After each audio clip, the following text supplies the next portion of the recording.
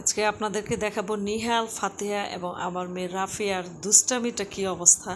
একটু বৃষ্টি পড়েছে, ছাদের উপর একটু আমার বোনের বাসার ছাদে একটু পানি জমেছে, তো ওখানে আসলে এক একজন যে কী অবস্থা, মনে হচ্ছে ওটা সুইমিং পুলে আর সাঁতার কাটতেছে।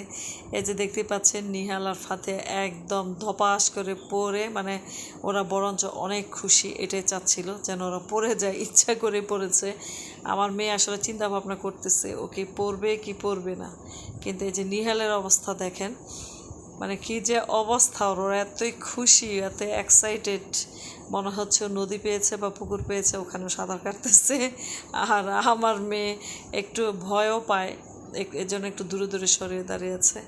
আর এই যে আপনাদের সাথে এইটুকু একটু শেয়ার করি যে আকাশের অবস্থাটা দেখেন কি অবস্থা, মানে অনেক বৃষ্টি, মনে হচ্ছে যে আকাশে প্রচুর মেঘ জমে আছে।